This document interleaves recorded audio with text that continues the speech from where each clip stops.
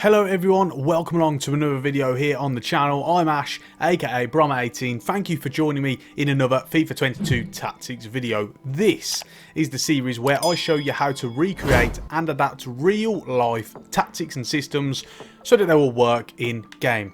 It's never a guarantee that you're going to win every game, but it is a guarantee that they will be replicated as accurately as possible in this game. So really excited to get in this one today. Today we are covering Erik ten Hag's Ajax team. Really looking forward to this one. It's been highly requested on the channel, very popular suggestion. So finally we are going to get round to doing it. Just a quick note before we do get into it, if you haven't already, please go and check out my realistic Borussia Dortmund career mode series. We're currently ongoing, a few episodes into that. It's going really well. I'm very much enjoying it so far, and I think you guys will like it too. So go and check it out if you haven't done so already. Also, another quick note, in the gameplay that you are seeing on the right hand side, or above me I should say, you will find that I'm actually using custom gameplay sliders and gameplay settings, so it will appear a little bit different to what you're used to. It is a bit slower, but the tactics still, you know, the principles are still the same regardless of your sliders and gameplay settings. Right then, if you're new to the channel, what we do is first of all I'll show you any position changes that we have in the formation itself, and then we'll go through the tactics and I'll talk about what they do and also why they do it to give you a little bit of context and understanding, and then I'll show you the player instructions as well. So then, first things first, the formation itself. We've got like a 4-2-3-1/4-3-3, pretty much the same thing. So we click the 4-2-3-1 wide, however we do make a couple of alterations. First things first, the two wingers, Tadic and Antony in this case, we change them from right and left midfield to right and left wingers. Therefore you're going to find them pretty much on the last man, really up tight to the opposition defensive line, which is where you want them to be, because then they've got that option of either coming short or getting in behind, which we'll talk about a little bit later. It's going to help you to stretch the opposition as well, not just width-wise, but also vertically as well. Also, we have Gravenberch here. He has actually been moved from left defensive midfield to left central midfield, so also worth bearing that one in mind. Also with Gravenberch here, we've moved him from left defensive midfield to central midfield.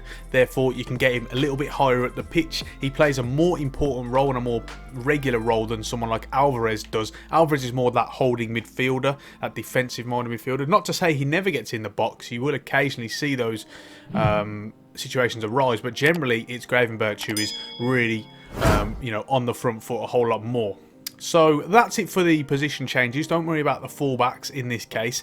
Now let me talk to you about the actual tactics themselves. So defensively, first of all, we have press after possession loss to replicate how they're very much a counter-pressing team. They're not going to pressurise all the time.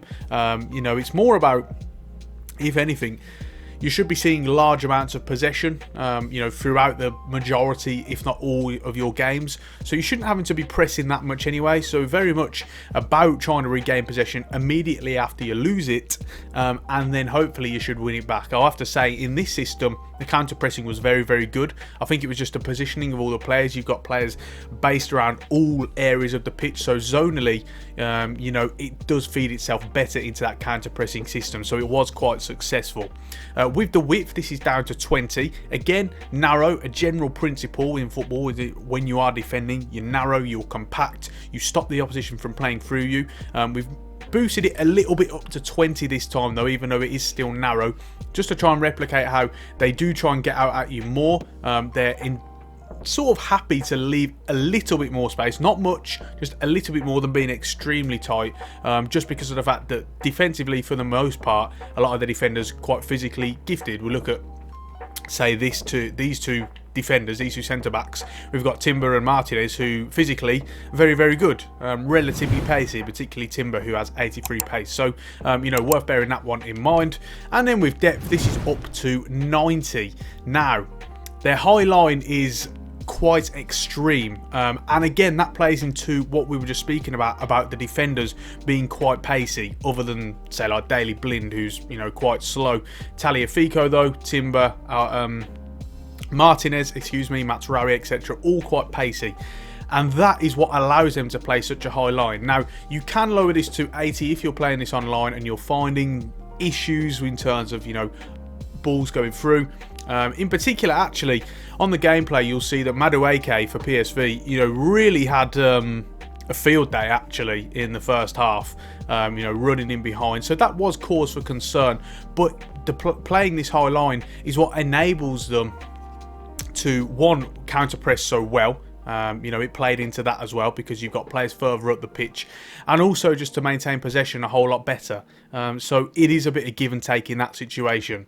Offensively now, slow build-up. We know how Ajax like to play through the thirds and play out from the back. It's very much that total football-esque approach, although it has really changed in the last couple of years or so since the team has really shifted, and you've seen a lot of changes in personnel. And then we can play this into chance creation, which is also possession, trying to get players as compact as possible. One notice I should probably say to you guys is in the gameplay you'll find a lot of the times I was playing on the wing, and that really was just about a tendency to do because of what I've been playing recently on the game. I would advise you guys not to try and play down the wing all the time. A lot of our play was going through the likes of Anthony. Try and get it into the central areas more. You've got talented players in there. You've got Gravenberch, you've got Berghaus. Try and feed it into those intricate central areas a little bit more. And have a bit of versatility about your play. With the width, this is up to 30 this time. So actually, it sneaked into the realm of balance, because you see when we change this to 29, the description changes to narrow, whereas this time it's 30. So because of the fact that you've got the two wingers who are going to be creating a lot of width, it means that you want to be boosting this up a little bit. But the reason why it's down the bottom of the balanced area is because of that reason of whole playing into that possession-based system. Remember that because your chance creation is on possession, you will still get players really offering those short passing options, but you just get a little bit of emphasis on that. With players in the box, this is up to 7, so you've got roughly 3 to 4 players. Of course, Haller is in there, the 2 wingers maybe, and also someone like Berghaus or Gravenberch getting into their area as well. Bear in mind that sometimes the wingers will generally be crossing the ball in because of the fact that they're going to actually be the widest on the pitch. So then you might get 2 central midfielders coming in as well. Finally, with corners and free kicks, these are both up to 4. We try and personalise these, but it's general principles for most teams. So with this on 4, you'll find 2 men back, 1 man on the edge of the area, and the rest will be in the box. Bear in mind, again, you'll see we often went short on the corners, which was really, really handy, and we nearly scored from 1 or 2 of them as well. So just an option for you there. Right then, let me talk to you about the instructions. We'll start off with the keeper and work our way up through the field. So we've got him on come to crosses and sweeper keeper. We've spoken about how high that defensive line is, so your keeper has got to be on it. This is certainly an area where they are weak on FIFA. You've got Pasver there, and you've also got Martin Stecklenberg as well.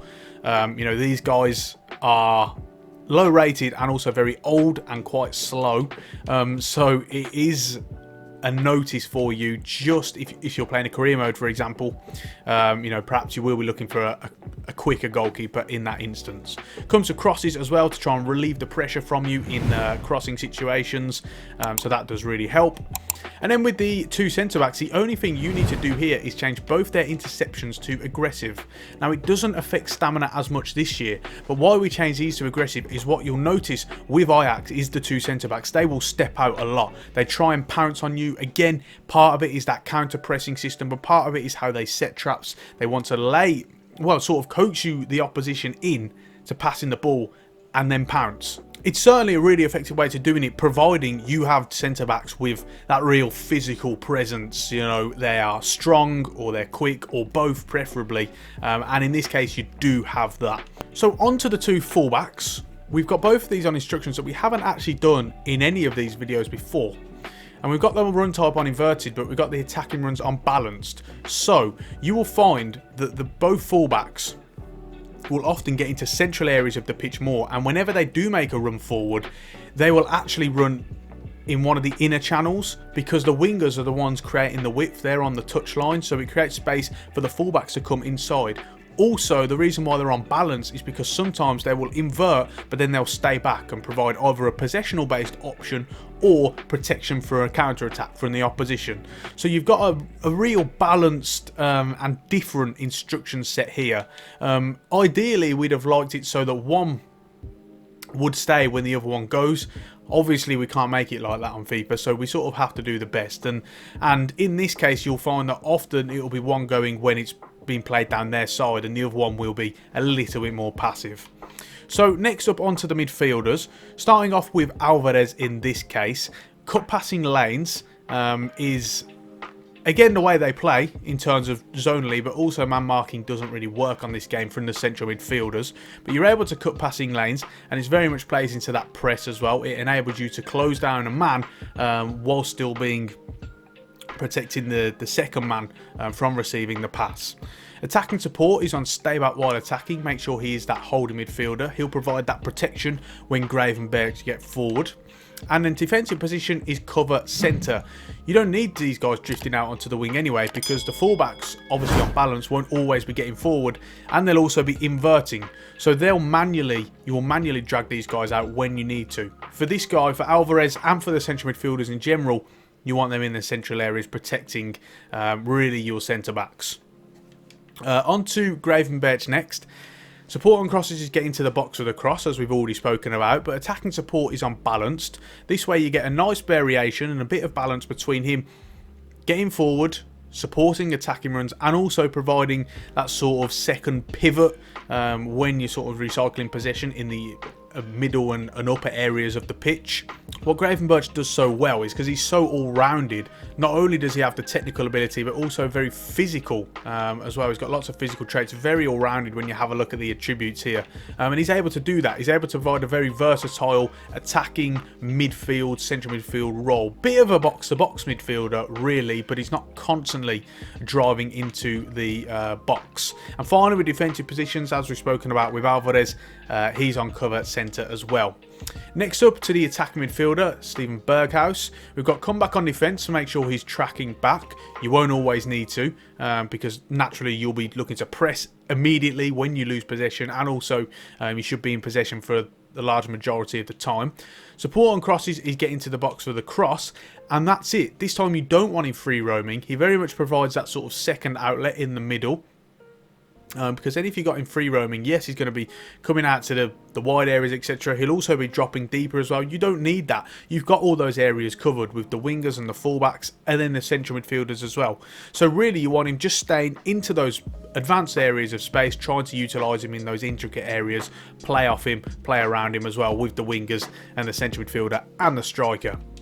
On to the two wingers, Dusan Tadic and Antony. Both of these have the exact same instructions, so let's talk about them. First things first, come back on defence, and then chance creation, stay wide. So I've already spoken about it, and now I can go into a bit more depth here. You've got these two wingers, they're going to get on the touchline and create all the width.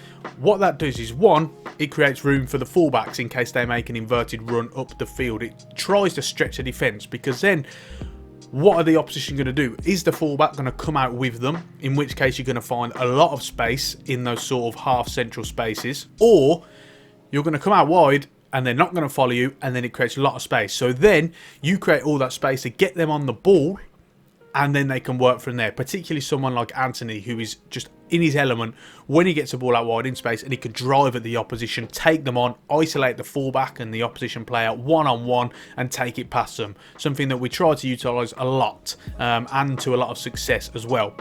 With the support runs, this is on balance, so you get a variation between trying to run in behind, which is how we scored the second goal with Antony, and also them sort of showing for the ball a bit more as well. So it's a bit of variation, bit of balance. If they're constantly running in behind when they're staying wide, then you're not going to have that outlet, because remember, they're the ones on the touchline, not the fullbacks. So with it unbalanced, you're able to get both areas really well done.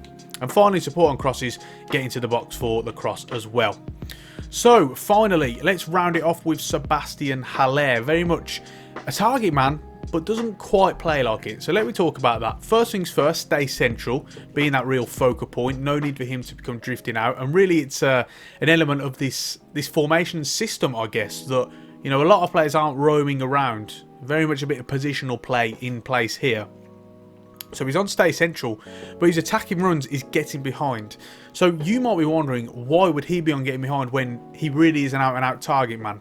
So the reason being is that one, you want that penetration in behind to penetrate the back line. But also, whenever you're whipping crosses into him, usually it will be the likes of Antony and Tadic, and what they'll do is they'll cut into their inside feet and then whip balls in. And in order to do that, particularly on FIFA, you will need him to be as active as possible. And if he's playing at target man, he's not going to look to be getting in behind the opposition defence. When they're whipping crosses in, he's got to run in behind because then he'll look to peel off the centre back and try and nod on. Now, obviously, it's quite hard to do on FIFA. And this is really the way to replicate as best as possible. You have to remember that they are relatively passive when it comes to crossing situations. They don't use their physicality, they don't position themselves, try and peel off defenders enough. But this is the best way to try and get something out of it and out of doing that. With defensive support, this is on stay forward, make sure that he is that outlet. You don't really want him tracking back. You're able to play up to him, he can hold it up when he needs to, and then you can play off all of these sort of attacking options all around him. One thing that I will mention in terms of a change of personnel, let's say you're going to play someone like Daley Blind instead of Tagliafico, who has been playing a lot. In this case, you want him to be that out and out inverted fullback. So you actually have him on stay back while attacking, and to complement that, then with Matt Rowie, you can get him on join the attack, because then you're going to have those 3 men back all the time, and with Blind really inverting. In this case, I did go for Tagliafico, because Blind against Madueke on that wing, on that left-hand side, would have been just an absolute bloodbath, wouldn't it? So do bear that one in mind, but you can also do that as well. If you want a little bit more different option, a little bit more balance, and a bit of protection from the counter-attack as well. So then, that's going to round it off for this video then today, guys. If you've got any questions about the tactic, please let me know in the comment section and I will get back to you. Don't forget to check out any of my other videos, such as my tactics series where we cover all these other tactics. Got Borussia Dortmund realistic career mode series as well. And also check out my second channel, Brommer Ball, where we are going to be starting Football Manager videos, and we're going to be doing Football Manager tactics videos like this, where we recreate real tactics. And I'm also looking to start a series on that as well, where we might do a Barcelona career. So that's one we're looking at as well. So make sure to go and give that a check out. Don't forget to check all the links in the description, all of my affiliate links, all of my gear. Follow me on Twitter, the link to Aniba as well. Use the code Brommer18 for a 3% discount at checkout. And don't forget to subscribe to the channel and ring the bell so that you get notifications every time I upload a video. Drop a like if you have enjoyed it and you want to see more. I'll really appreciate that. And at that note, we're going to finish it there. Thank you so much for watching, and until next time, I will see you soon.